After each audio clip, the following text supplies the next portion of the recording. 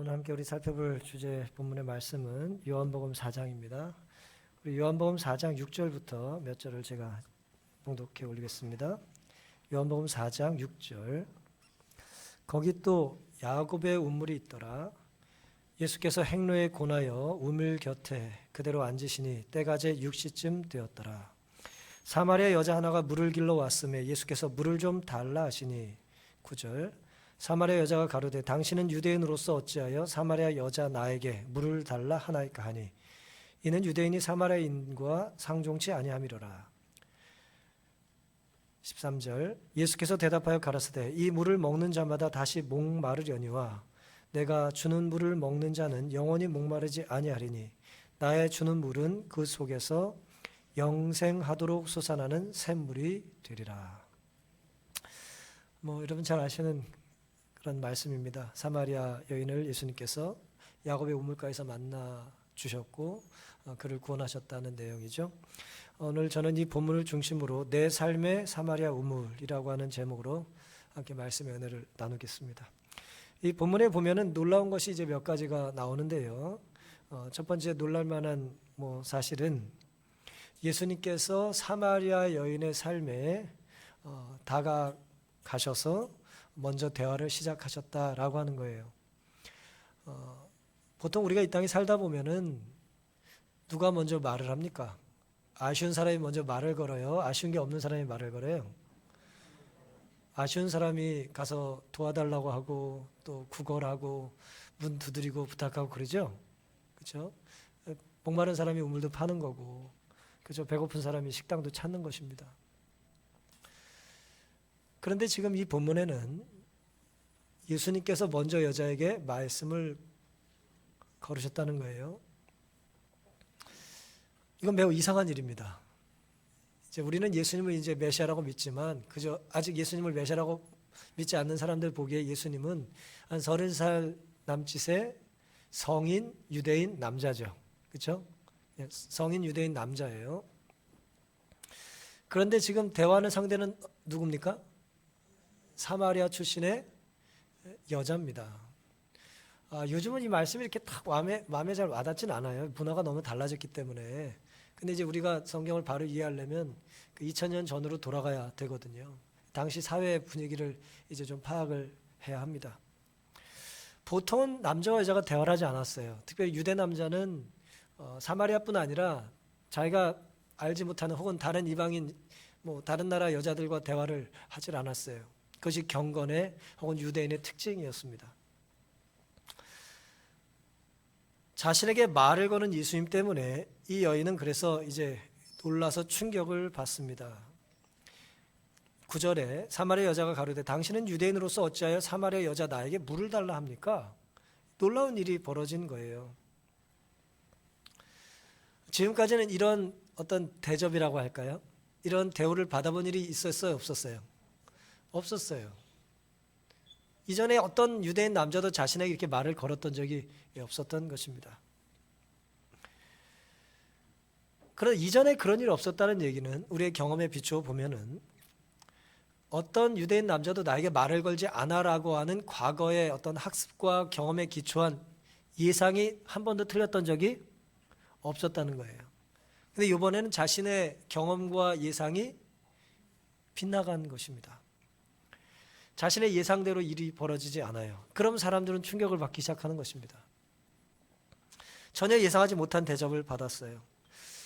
이제 1대1, 남자와 여자, 혹은 사람과 사람, 성인과 성인, 선생님과 제자, 혹은 1대1의 어떤 그 만남, 대화 속에 사람과 사람의 사실 만남은 사실은 독립된 두 사람만의 만남의 경우는 별로 없어요. 이 무슨 말씀이냐면은 예를 들어 이제 청춘 남녀가 둘이 만나고 학교에서 친구를 만날 때 우리는 단순히 인간 대 인간으로만 만나는 것이 아니라 그 사람의 배경과 배경을 가지고 만나는 거예요. 집안의 배경과 혹은 종교적인 배경과 자라온 환경의 배경을 가지고 또 다른 사람의 또 다른 배경을 가지고 만나는 것입니다. 그냥 1대1에 뚝 떨어진 사람들이 만나는 것이 아니에요. 과거 역사 속에 유대인과 사마리아에는 길게는 600년, 짧게는 수백 년 동안 알력이 있고 또 사이가 좋지를 않았어요. 원수지간이었습니다. 뭐 아시겠지만 잠깐 설명을 좀 드리겠습니다.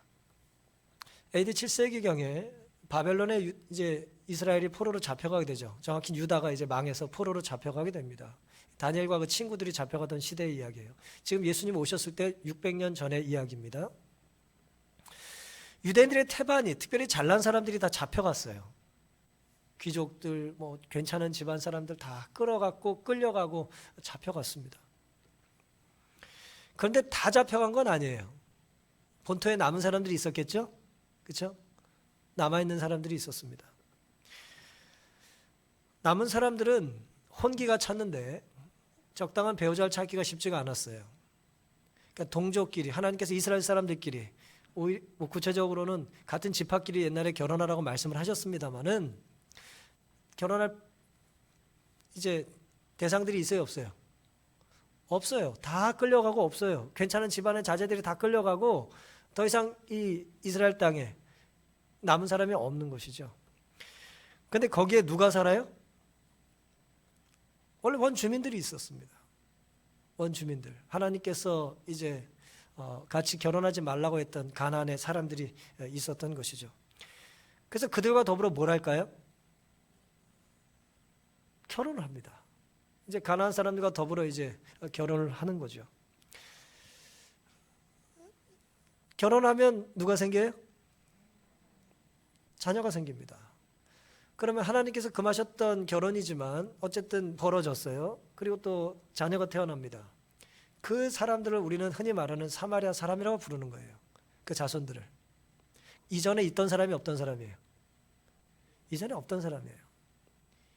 이전에 사마리아에 살던 사람이 없었다는 것이 아니라 성경에서 이해하는 사마리아 사람이라고 하는 뭐 인종적 분리라고 할까요? 그런 혈통은 없었어요. 그런데 그런 사람이 생겨난 것입니다. 이 사마리아 사람들은 당연히 부모 중에 하나가 하나님을 믿는 사람들이니까 유대 종교의 가르침에 대한 이해가 있어요, 없어요? 당연히 있는 거죠. 반쪽이 있는 거예요. 근데 또 반쪽은 누구예요? 엄마가 됐든지 아빠가 됐든지 가나안 종교의 분위기가 있겠죠. 그러니까 혼합 종교가 이제 생겨나기 시작한 것입니다. 가나안 종교와 유대교가 적당히 섞인 거예요. 그래서 정통 유대인들은 특별히 사마리아, 이제 이스라엘 북방 이스라엘 수도였잖아요. 이 사마리아를 중심으로 생겨난 이제 어쨌든 혼혈이죠. 어떤 그런 사람들을 열등한 인종이자 종교적으로 이단으로 취급했어요.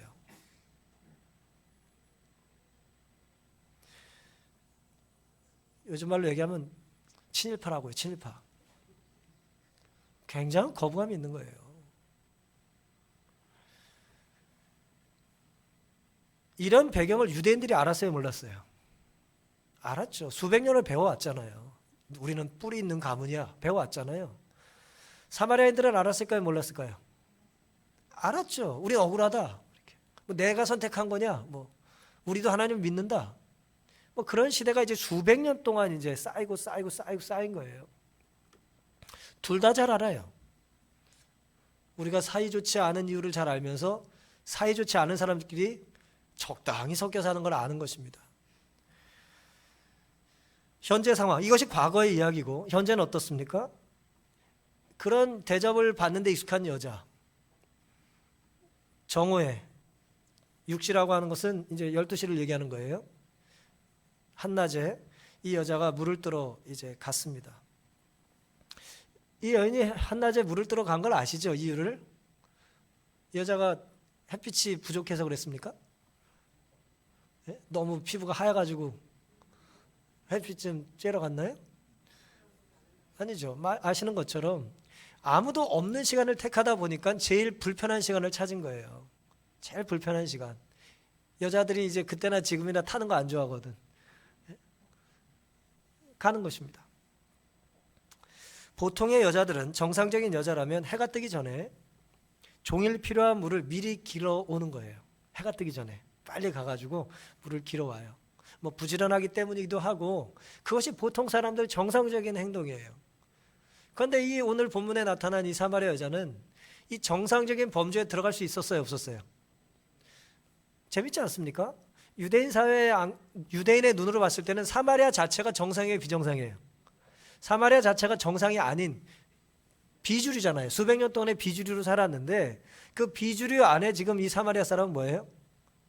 또 비주류예요. 주류 안에 주류가 있고 또 비주류가 있는 것처럼 비주류 안에도 주류가 있고 비주류가 있어요.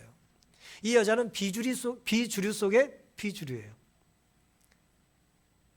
그런 여자였다는 것이죠.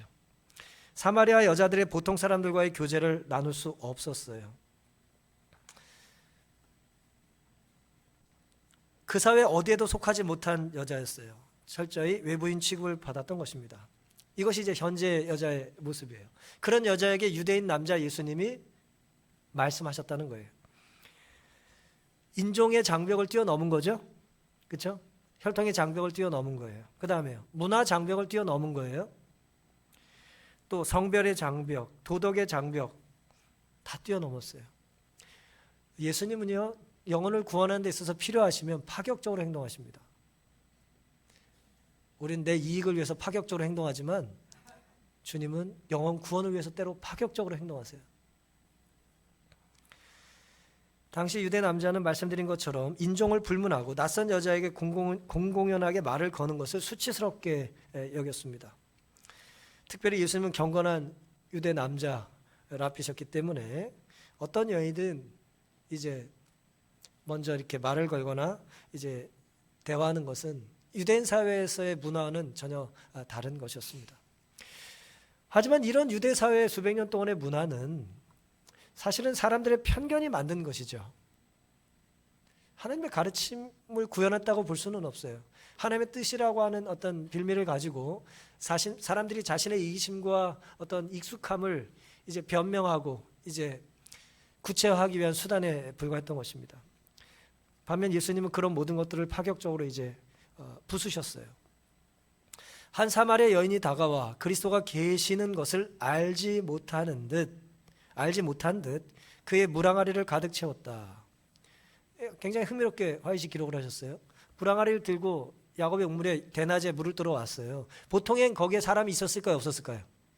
아무도 없었어요. 보통은 아무도 없어요. 아무도 없는 곳에 웬 남자가 있었는데 화이스는 뭐라고 기록하셨냐면 한 사마리아 여인이 다가와 그리스도가 계시는 것을 알지 못한 듯이라고 기록했어요. 있든 말든 대화의 상대가 아니니까, 나한테 말을 걸 것도 아니고 내가 대화할 것도 아니니까 알지 못한 듯 이제 물항아리에 물만 채웠다 이거예요. 그리고 다 채우고 그가 돌아서서 가려고 할 때, 이제 볼일 끝났으니까 돌아서서 가려고 할 때에 예수께서 물 한 모금을 청하셨다 그랬어요. 가만히 앉아있던 이 유대 남자가 이제 물 다 채우니까 나에게 물 좀 달라고 이제 말씀을 거셨던 겁니다. 동방 사람들은 이러한 요청을 거절하지 않았다.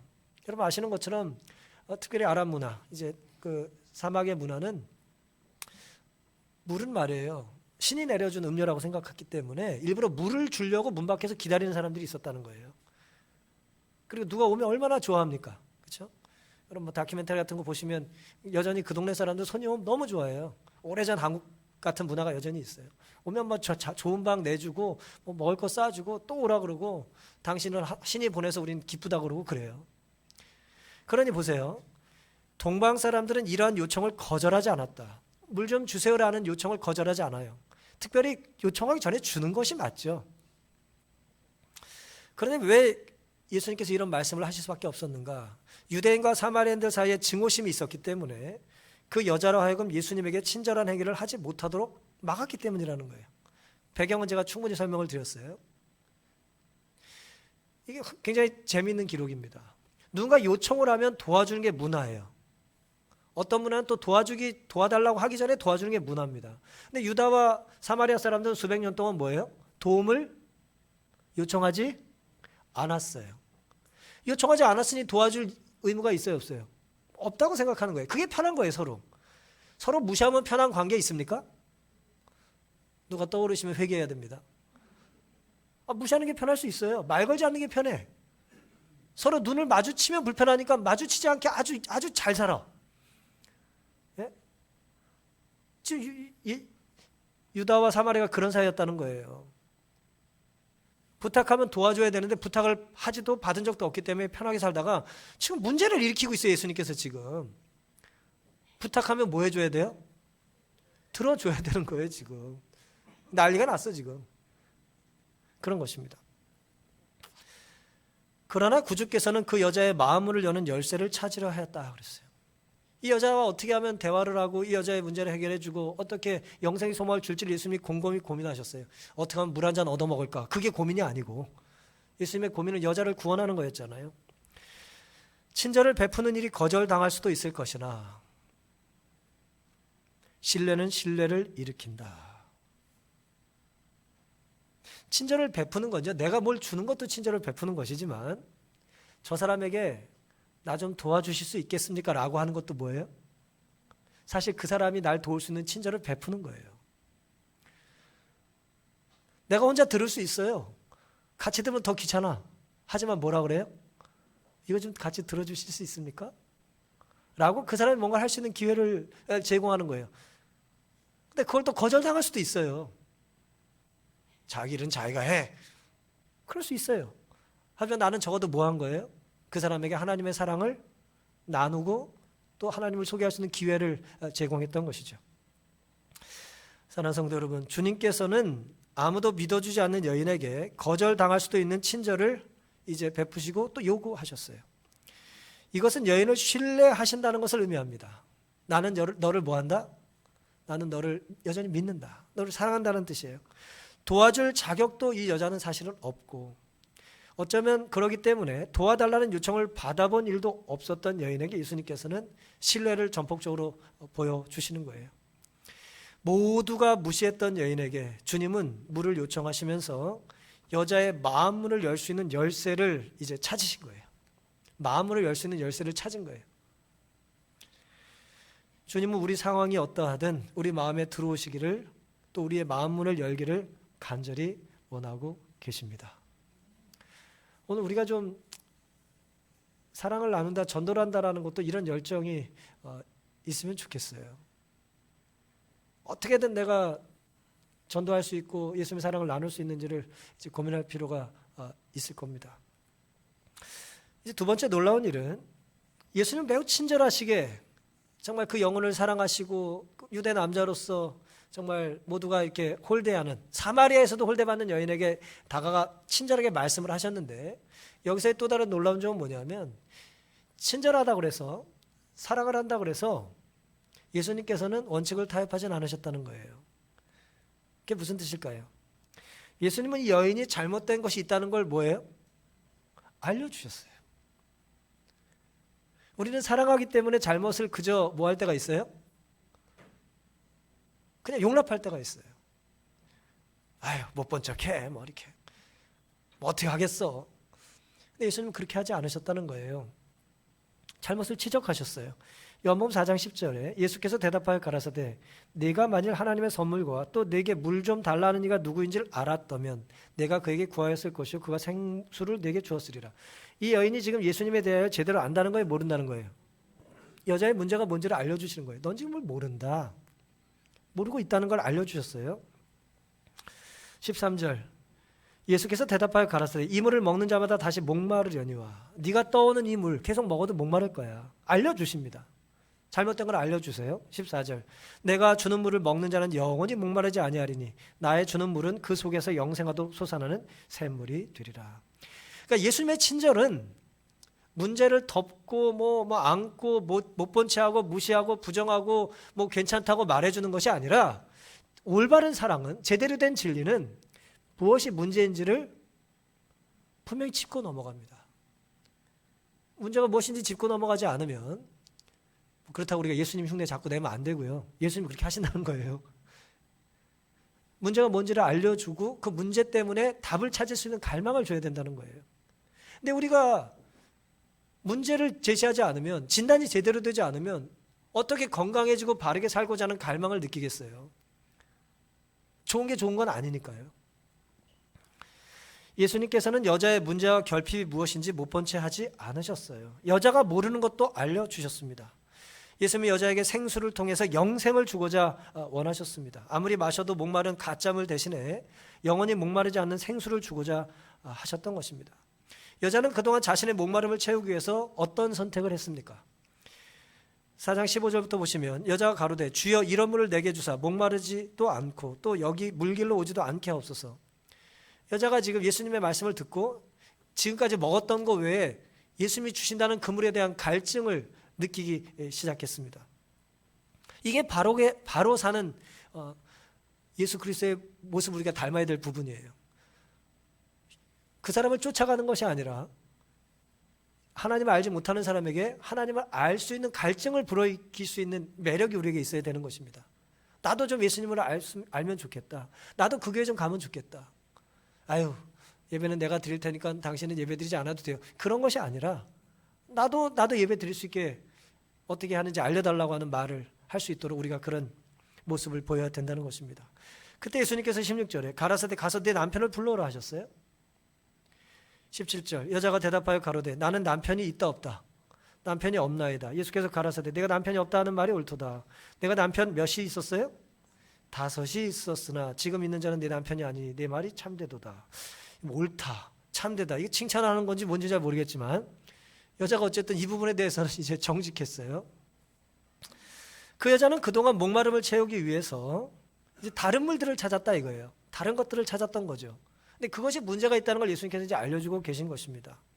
예수께서 주시기를 열망하던 선물을 이 영혼이 받을 수 있기 전에 먼저 그 여자에게 자기의 죄와 자기의 구주를 깨닫게 하지 않으면 안 되었다 그랬어요. 예수님께서 이렇게 알려주신 거예요. 그 여인이 잘못된 걸 붙잡고 살려고 하는 것이 죄인데 그것이 잘못됐다는 걸 예수님은 알려주셔야 돼요. 그리고 그 잘못을 해결할 수 있는 분도 예수님이라는 걸 알려주시고 그것이 선물이니까 그런 어떤 제대로 된 단계를 거쳐야 바로 이제 예수님께서는 이 여인에게 구원의 이제 경험을 해줄 수 있게 원하셨던 것입니다. 야곱의 운물물 말고 다른 물을 이제 갈망했던 것이죠. 이 여인의 과거가 어땠는지 주님이 알고 계셨습니까? 다 알고 계셨어요. 부끄러운 과거는 우리는 어떻게 하고 싶습니까? 숨기고 싶어요. 숨기고 싶어요. 그리고 우리가 누군가 숨기고 싶어 하는 걸 알면은 또 어때요? 못 본 채 해주죠? 그렇죠? 그러지 않습니까? 아마 저도 아이를 키우다 보면 그럴 때가 있는데 뭐 저희 부모님은 얼마나 많이 못 본 채 해주셨겠어요? 그게 이제 사랑이라는 마음으로 그런 이름으로 우리가 못 본 채, 못 들은 채, 뭐 처음 아는 것처럼 이렇게 말하거나 행동할 때가 있는 거죠. 예수님께서는 이 여인이 숨기고 싶어하고 부끄러운 생애의 비밀을 꿰뚫어 보고 계셨어요. 하지만 부끄러운 과거는 부인하거나 숨긴다고 해결이 됩니까? 덮어두면 그게 사라집니까? 물론 뭐 카파르라고 이제 우리가 구원한다라고 하는 히브리의 개념이 이제 덮는다는 뜻이긴 합니다만은 뭐 그런 개념을 제가 말씀드리는 것이 아니에요. 나의 잘못된 것을 인정하고 회개하고 몸부림치지 않는데 그냥 덮어둔다고 사라지는 게 아니란 말이죠. 오히려 그것을 해결하기 위해서는 어떻게 해야 돼요? 그것을 드러내야죠. 드러내고 주님 제 문제는 이겁니다. 저희 가정의 문제는 이겁니다. 우리 교회 문제는 이겁니다. 라고 주님께 은밀하게 토로하면서 씨름을 해야 그 문제가 이제 해결이 되는 거죠. 회개하지 않고 고백되어지지 않는 죄는 용서받을 수가 없어요. 예를 들어 여기가 네가 잘못한 게 뭔지 써라. 그럼 내가 용서해 주마 했는데 쓰라고 했는데 안 쓰면 어떻게 용서를 받겠어요. 여기 네가 말 안 하고 훔쳐먹은 거 다 써. 그럼 내가 뭐 가지도 먹고 오이도 먹고 당근도 먹었다고 써야 용서를 받을 거 아니에요. 근데 뭐 호박 5개 먹은 거 4개라고 쓰면 용서 못 받는 거 아니에요. 우리가 왜 하나님 앞에 회개할 때 정직해야 되는지가 거기에 있는 것입니다. 용서해 줄 테니 정직하게 기록하라는 거예요. 그래야 내가 지은 죄에 대한 괴로움과 고통과 아픔을 인정하는 것이 되기 때문에 그렇습니다. 주님의 친절은 여인의 죄를 묵인하지 않으셨어요. 오히려 여인의 죄를 해결해 주시고자 파격적으로 친절을 베푸셨던 겁니다. 주님은 여인에게 몸의 갈증에 물이 필요하듯이 영혼의 갈증에도 필요한 것이 있다고 알려주신 거예요. 그런데 대부분 영혼의 갈증을 느끼지 않아요. 문제의식을 느끼지 않아요. 필요 없다는 거예요. 다른 가짜로 내 속을 채우고 있는 것이죠. 하지만 진짜 영생의 샘물 대신 예수님이 아닌 것으로는 내 영혼의 목마름이 해결될 수 있을까요? 없을까요? 없다는 것이 예수님의 가르침이에요. 잠깐의 목마름을 채워줄 야곱의 우물물 말고, 혹은 그 현찮은 남자들 말고 정말 영원히 목마르지 않을 그런 생수 대신 예수님은 소개해 주기를 원하셨던 겁니다. 많은 사람들은 외부 조건의 변화를 주면서 영혼의 갈증을 해결하고 싶어 합니다. 가령 연애를 하거나 멋진 직업을 구하거나 바꾸거나 권력을 추구하거나 또 대의 명분 앞에 투쟁을 일삼는 거죠. 특별히 젊은 혈기를 가지고 이상을 추구하는 사람들이 이러기가 쉽습니다. 일정 시간 한시적으로는 뭔가 내 삶의 의미와 목적을 발견한 것 같아요. 행복감이 있습니다. 아, 이렇게 살면 돼. 나 이제 내 길을 찾았어. 하지만 시간이 지나면 어때요? 추구하는 것이 예수님이 아니라면 내가 젊은 시절에 많은 시간을 허비했다는 걸 나이가 들면 고백하게 되는 것입니다. 사랑하는 성도 여러분, 오답은 말이에요. 길게 쓴다고 정답이 되지 않습니다. 예쁘게 쓴다고 정답되지 않아요. 독약은 아무리 정성껏 포장을 해도 장복해서 좋을 보약이 될 수 없어요. 아닌 것은 아닌 것이고, 아닌 것이 많다고, 아닌 것을 오래 한다고, 아닌 것을 남들보다 더 빨리 한다고 해서, 혹은 아닌 것을 친절하게 한다고 해서 그것이 답이 되질 않아요. 가치가 없는 것들을 가득 채우면 쓰레기 더미만 커지는 것이지, 가치 없는 쓰레기들 중에 보화로 변하는 것은 없어요. 가치가 생겨나진 않아요. 우리 역시 사마리아 여인처럼 아닌 것임에도 불구하고 하나, 둘, 셋, 넷, 다섯, 이 여인이 지금 5개도 하고 만족이 안 돼서 한 사람 더 지금 동거하고 있는 것 같지 않습니까? 아닌 것을 계속 반복하고 바꾼다고 옳은 것이 되지는 않는 것입니다. 죄 위에 죄를 더할 뿐이에요. 불순종은 아무리 멋있게 해도, 아무리 열심히 해도 사망이에요.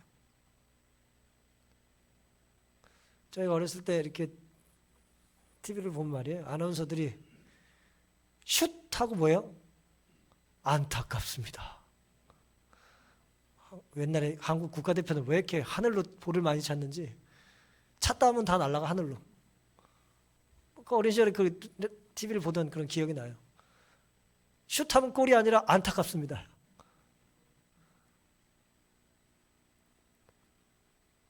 잘못된 볼을요, 아무리 세게 찬들 들어가는 것도 아니고, 잘못된 방향은 아무리 멀리 차도 옳은 방향이 될 수가 없잖아요.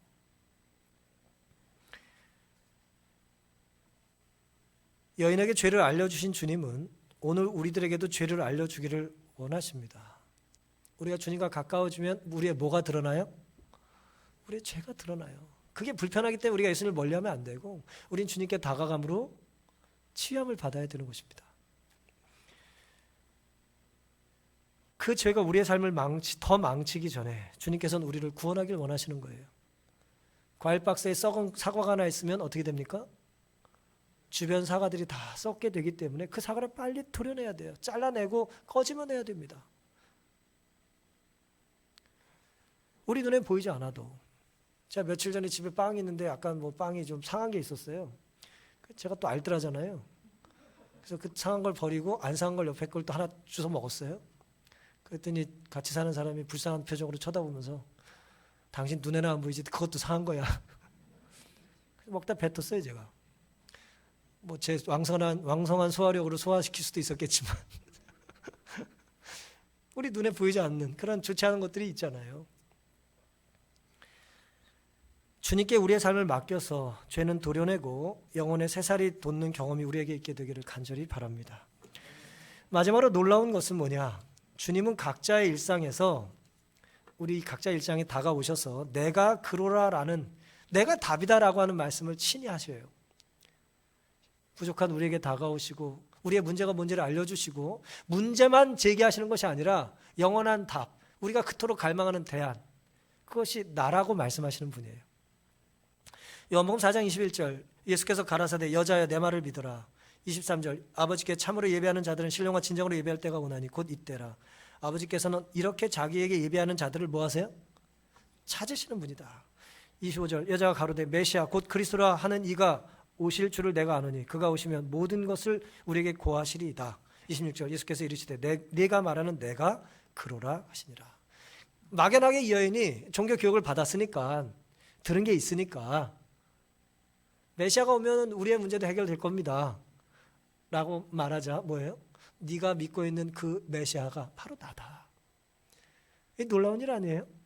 이 여인에게, 이 부정한 여인에게, 현찮은 여인에게 메시아가 직접 다가와 말씀을 하고 계신 거예요.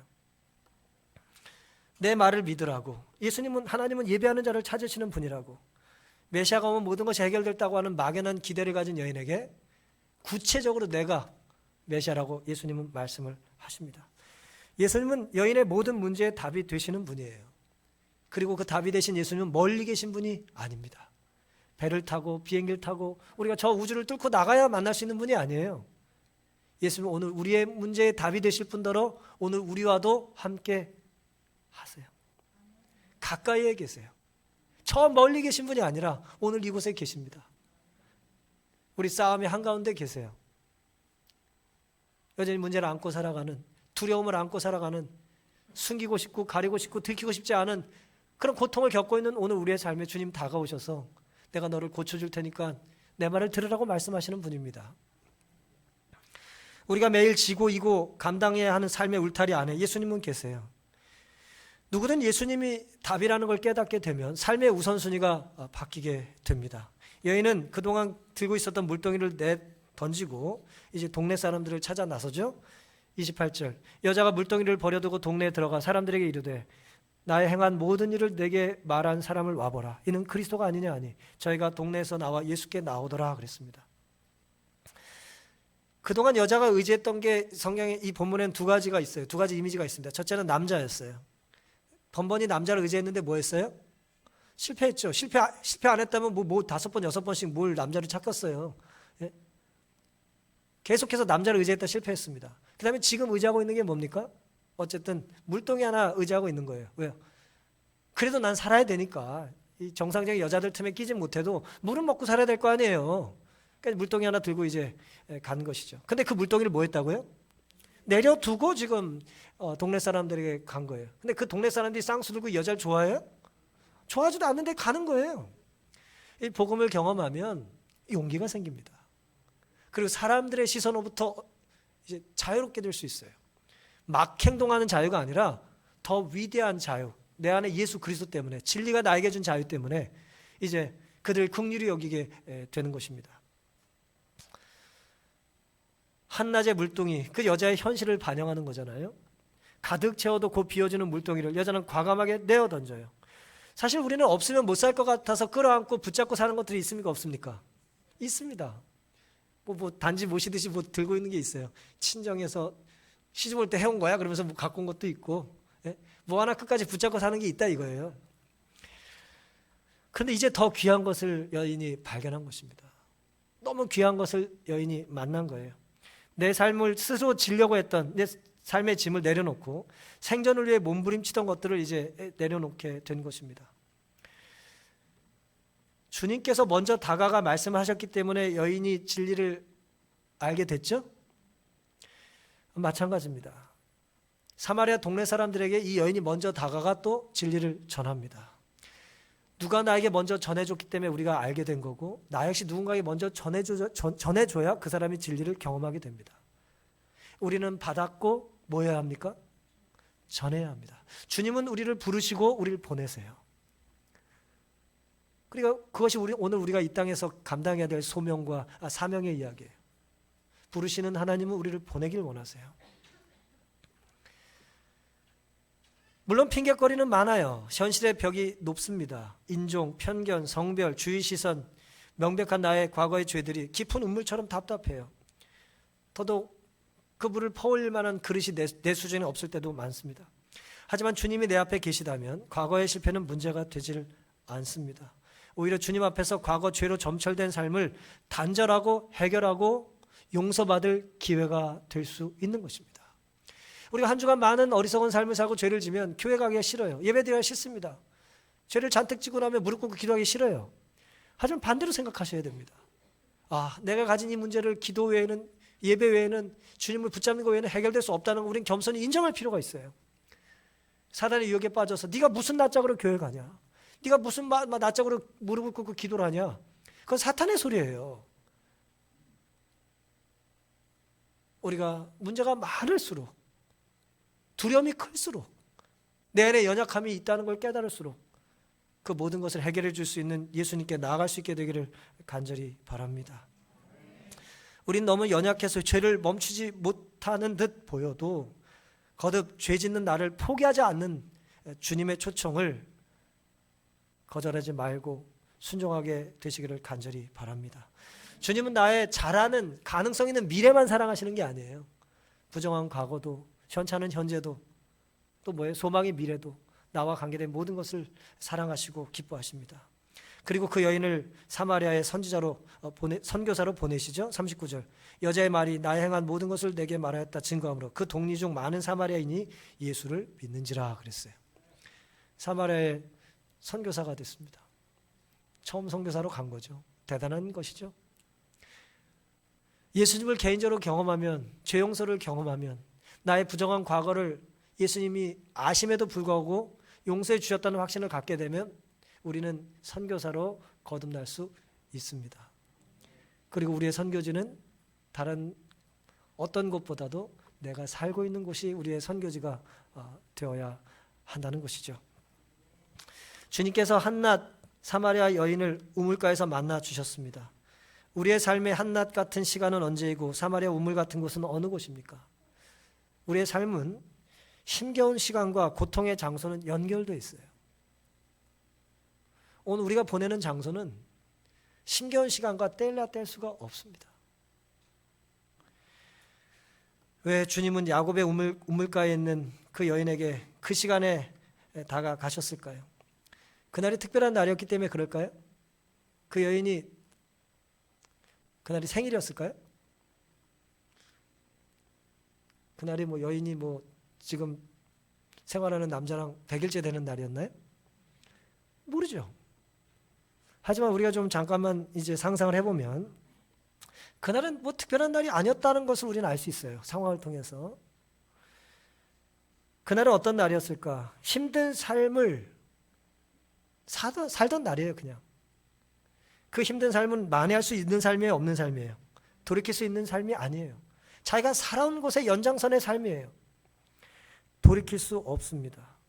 늘 걷는 거리였고, 늘 받는 무시였고, 늘 져야 하는 물동이를 또 피하고 싶은 그런 시선들을 감당하며 살았어요. 살아온 날로 평가받는다? 당연한 거죠, 사실은. 그렇잖아요. 내가 살아왔으니 그대로 평가받는 거 아니에요? 하지만 살아온 날로만 평가받으면 너무 잔인하지 않습니까? 우린 좀 만회할 수 있는 기회가 좀 필요하지 않나요? 두 번째 기회를 우리가 좀 누려야 되지 않을까요? 끝나지 않은 주부들의 가사일, 학생들의 공부, 노동자들의 일터, 끝날 것 같아 끝나지 않아요.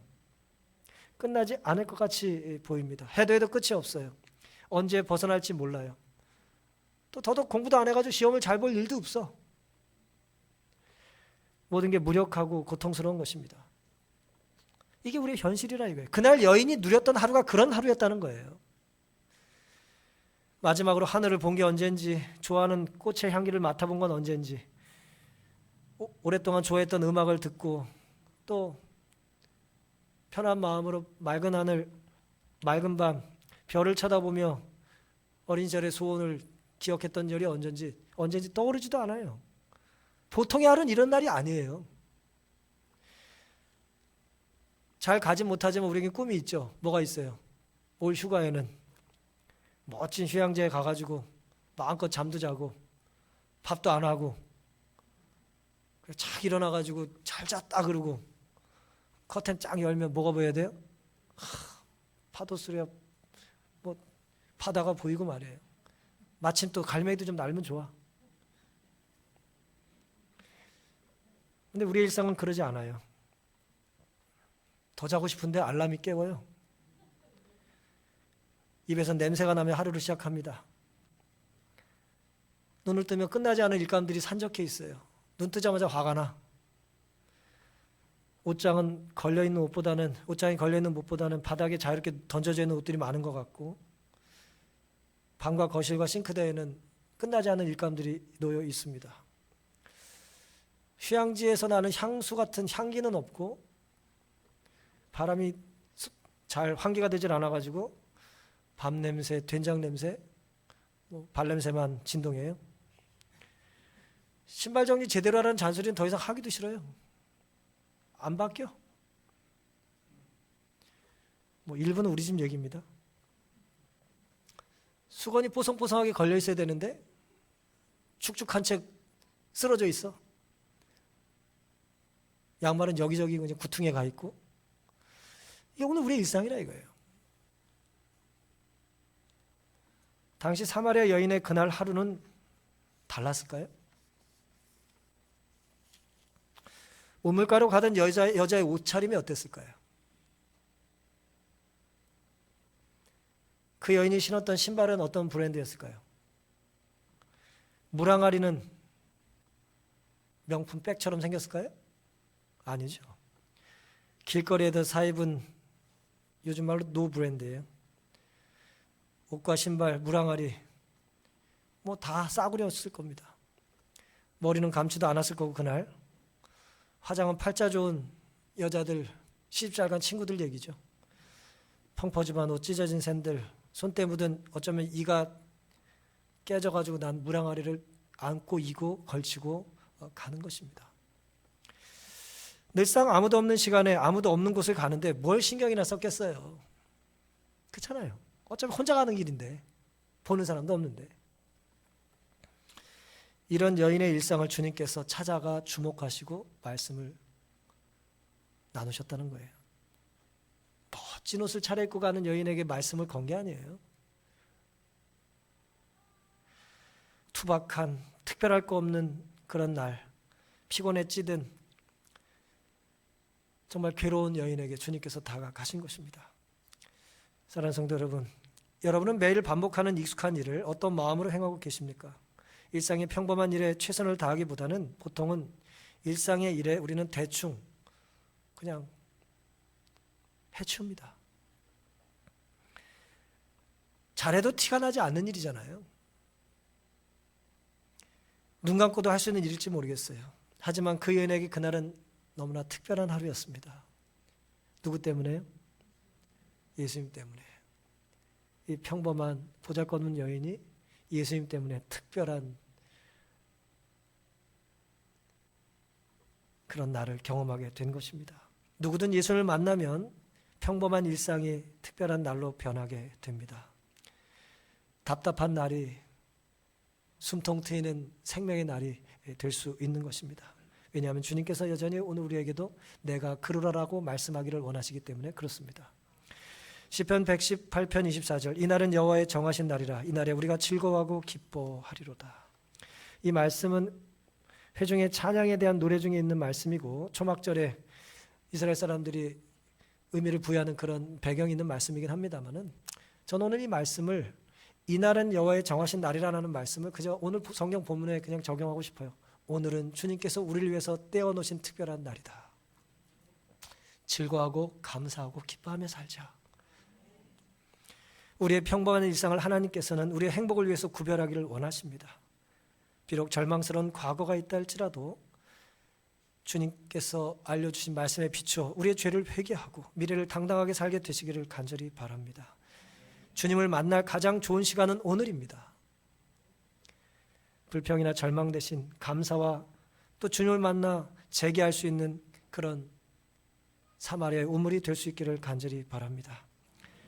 주님 주신 영생의 샘물을 감사하며 마음껏 들이마시는 우리가 되기를 바라고, 오늘 우리의 삶의 사마리아 우물에서 내가 그러라 말씀하시는 사랑의 예수님을 의지하고 살기를 다짐하는 우리가 되기를 바라면서 오늘 말씀을 마치겠습니다.